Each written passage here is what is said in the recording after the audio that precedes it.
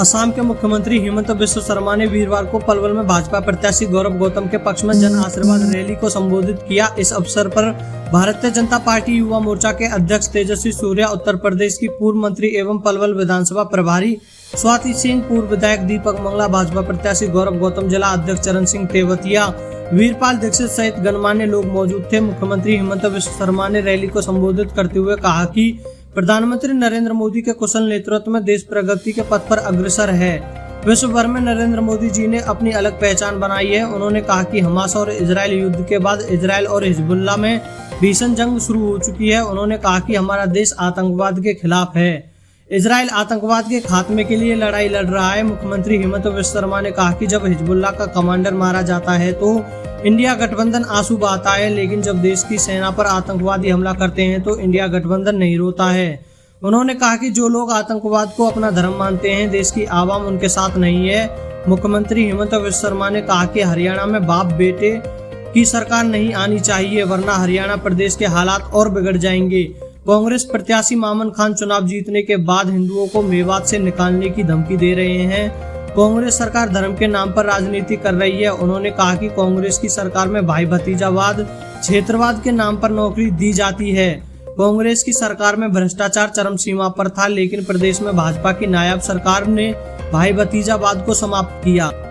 मुख्यमंत्री हेमंत बिस्वा शर्मा ने कहा कि भाजपा सरकार ने सभी वर्गों के लिए कार्य किया है, इसलिए प्रदेश में रिश्तेदारों को नौकरी देने वाली सरकार नहीं बनानी है, बल्कि जो सबका भला करे ऐसी सरकार चाहिए। उन्होंने कहा कि प्रदेश में भाजपा की सरकार बनने के बाद पाकिस्तान की भाषा बोलने वालों से चुन चुन कर हिसाब लिया जाएगा। मुख्यमंत्री हेमंत बिस्वा शर्मा ने कहा कि भाजपा प्रत्याशी गौरव गौतम को भारी मतों से जिताने की अपील करते हुए कहा कि हरियाणा प्रदेश की राजनीति में पलवल जिले की भागीदारी होनी चाहिए। भाजपा सरकार में पलवल जिले का चहुमुखी विकास किया जाएगा।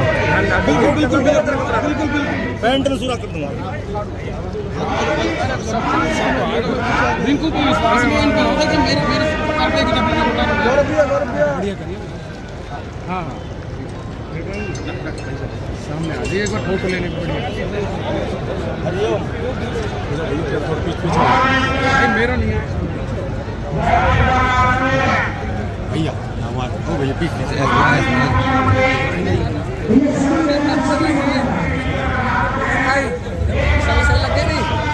धन्यवाद तुम्हारा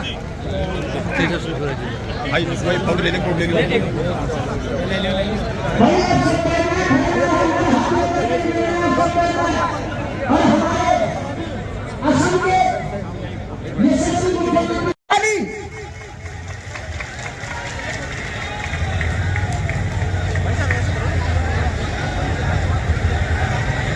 और आप सब बैठ जाएं। मेरी हाथ जोड़ करके प्रार्थना, जितने भी लोग खड़े हाथ जोड़ करके प्रार्थना, आप सब बैठ जाएं। साथ बोलिए, भारत माता की, भारत माता की। सभा में शर्मा जी पलवल आए, लोगों से अपील की और उन्होंने सीधा हिंदू मुस्लिम पर टारगेट किया। किस तरह लोगों का जोश उत्साह रहा? नहीं, उन्होंने यहाँ के मुद्दों को, जो यहाँ के लिए खतरा है, जो यहाँ के लिए हमारे इलाके के नूह में जो दंगे हुए बगल वाली सीटों पे जो खतरे का निशान था, मुझे लगता है वो उन्होंने बताया।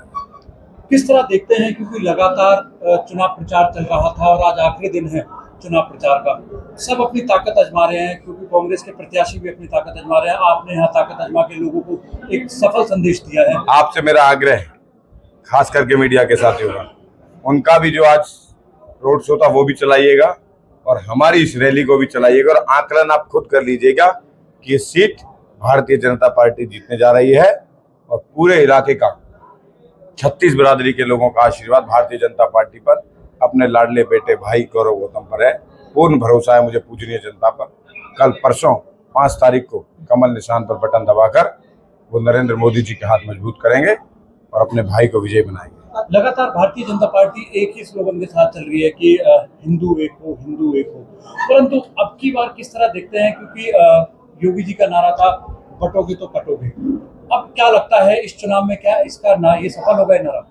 देखो, विकास के नाम पर भी हमने जिस प्रकार के काम यहाँ पर पलवल में किए, केएमपी हो, केजीपी हो, बॉम्बे एक्सप्रेसवे हो, मेट्रो हो, रेलवे हो, एयरपोर्ट हो, विश्वकर्मा स्किल यूनिवर्सिटी हो, मेडिकल कॉलेज हो, एलिवेटेड पुल हो, और आने वाले समय में सबसे ज़्यादा आयाम अगर पूरे देश भर में कहीं होंगे तो पलवल में होंगे। ये भरोसा आपके चैनल के माध्यम से पूजनीय मतदाताओं को देना चाहता हूं, जो कि संदेश आज हमारे यहाँ के एक प्रदेश के मुख्यमंत्री और हिंदुस्तान के कद्दावर नेता आज इस मंच के माध्यम से संदेश देकर गए हैं, किस प्रकार से काम होगा। लगातार युवाओं को लेकर अपील की जा रही है कि युवा देश में बदलाव का काम करेंगे। तेजस्वी सूर्य जी ने कहा कि एक बार मौका दें गौरव गौतम को, तो किस तरह देखते हैं कि क्या युवा राजनीति आगे आएगी आपकी बात? युवा 65% का देश का युवा है, और युवा जब उठता है तो किसी भी क्रांति को और किसी भी सूरत को बदलने की ताकत लगता है। और ये कहावत है, जिस ओर जवानी चलती है उस ओर जमाना चलता है, जिस ओर जवानी चलती है उस ओर इतिहास बदलता है। तो पलवल का ऐतिहासिक जीत होगी और पलवल को नए तरक्की के आयाम पर लेकर जाएंगे, विकास की नई गाथा पलवल में लिखेंगे।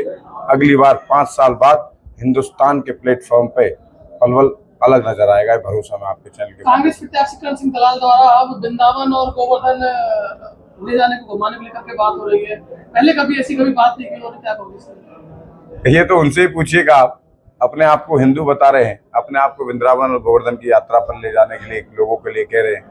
उनकी मानसिकता कैसी है, उन्होंने मेवात में किस भाषा का इस्तेमाल किया था, जनता जानना चाहती है। खास करके पलवल के युवा और मेरी माताएं बहनें जो वहाँ गई थी, वो जानना चाहती है कि आपने वर्ड शब्द क्यों बोले, और बोले तो फिर आपने माफी क्यों नहीं मांगी। तेजस्वी सूर्या बोलकर गए हैं कि अगर सरकार बनती है तो 2 साल के अंदर मेट्रो पलवल के अंदर आ जाएगी। 100% आएगी। DPR बन के तैयार हो गया है और भाजपा ने तय कर लिया है मेट्रो आनी है, और हमारा प्रयास होगा पलवल से मेट्रो जेवर लेकर जाए एयरपोर्ट। आज के इस संबोधन के बाद क्षेत्र की जनता में कैसा हौसला देखने को? पूरा हौसले और उत्साह के लोग, जैसे अपने घर का, मेरा खुद का उन लोगों का व्यक्तिगत चुनाव हो, ऐसे मेरे भाई चुनाव लड़ रहे हैं, मेरे बुजुर्ग, मेरी माताएं बहनें चुनाव लड़ रही हैं।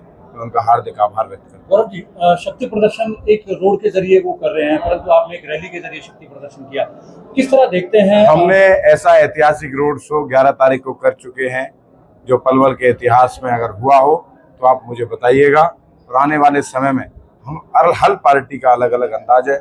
हम उस दिन हम नहीं चाहते, एक बार जो हमारी पूजनीय जनता को सुविधाएं हुई हैं, हम नहीं चाहते थे कि ऐसी असुविधाएं अब हों। हमने रैली के माध्यम से जनता को संबोधन किया, अपनी बात रखी, और मुझे पूरा भरोसा है कि उनका आशीर्वाद हम पर होगा। बात करें